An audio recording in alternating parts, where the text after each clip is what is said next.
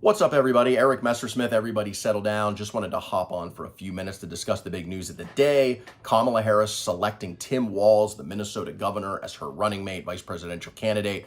Charlie and I did a full show yesterday where we talked about the vice presidential sweepstakes on the Democratic side. I predicted Shapiro would be the pick. Obviously, I was wrong. I've been talking for weeks about how I thought it should be Shapiro. I thought he was the obvious choice. I still believe that. I think this was a mistake. The question is how big of a mistake. The answer is probably not that big because most likely it's not going to matter. Vice presidential picks traditionally don't. I will say, however, though, this year there is the unique circumstance of a combination of factors where it looks like you're going to have a close election. If you do, we know Pennsylvania will be one of the key states, and with 19 electoral votes is probably the key state. I mean, if Harris wins it, she's almost certain to get to 270 electoral votes, and if she loses it, it's going to be almost impossible for her to win.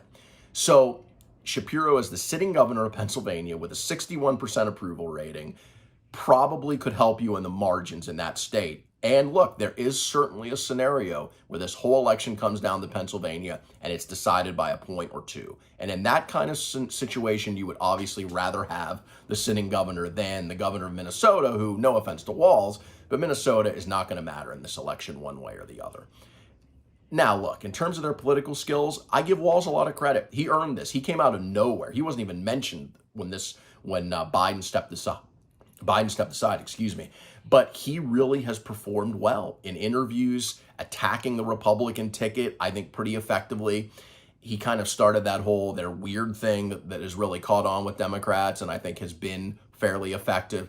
So I think he's got a lot of skill. He's a rural Midwestern guy. He was a teacher in a rural area of Minnesota, elected to Congress, then elected governor. He's done some good things as governor: family leave, paid sick leave, universal background checks, some things on abortion, legalizing cannabis. These things pull well nationally and are pretty popular. On the other hand, he's a pretty liberal guy, and we all know what happened after the tragic killing of George Floyd, when you had protests around the country, but in particular in Minnesota and in Minneapolis when he was the governor, and people were not happy about the response to that. And we know Republicans are going to make the argument that Kamala Harris is a San Francisco big city liberal. And now I think it's kind of easier to tie Walz to that, being from Minneapolis, where he's been the governor of Minnesota, and what happened there after George Floyd was killed.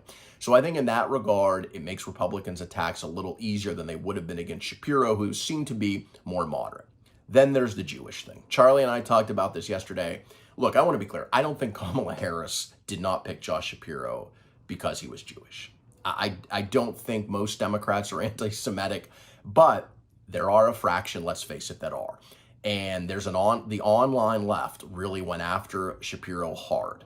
And a lot of that, I think, or at least some of it, was because he was Jewish and he was in the IDF when he was younger. And I think that matters. And to ignore that, I think, is just to ignore what's been going on in American politics this year. The Democratic Party is really splintered on the issue of supporting Israel in their war against Hamas and Gaza. We know that. And Harris helped bring a lot of the people who are angry about that back into the fold, even though her position isn't really different than Biden's, but the way she talks about it is a little bit different. I think Shapiro is a very similar position to her and to Biden and really to the mainstream of the Democratic Party. But the people who were against him were so adamant about it that I guess you could make the argument that if she had picked Shapiro, it would have created more strife in the party, and maybe, remember, the convention is in Chicago in a few weeks, maybe led to even more protests, which I'm sure we're going to see en masse there in Chicago. Remember 1968, the last time the Democrats had their convention in Chicago during the Vietnam War? That was a convention that was a disaster, where you had people in the streets protesting and cops beating people with batons. And obviously, I'm not saying it's going to be like that now, but Democrats don't want any kind of distraction on the street outside the convention hall. So maybe that played a factor. But if it did, I think it's really a mistake, because I think most of those people who are very angry are going to be with you anyway because they like Harris more than Biden, and she's at the top of the ticket. And I think Shapiro brings you the upside of connecting in a way with voters around the country, because he is such a good politician. Again, most of the time, vice presidential candidates don't matter, but I don't think most vice presidential contenders are as good as Josh Shapiro is. And also, again, there's the Pennsylvania factor, the sitting governor of the most important state. So I think this was a mistake by Harris. But at the end of the day, do I think it's likely to make a difference in the outcome of the election in 3 months? No, probably not. All right, that's my take. Leave your thoughts and comments in the comment section below. Make sure you like and subscribe. And Charlie and I will be back with a full show soon.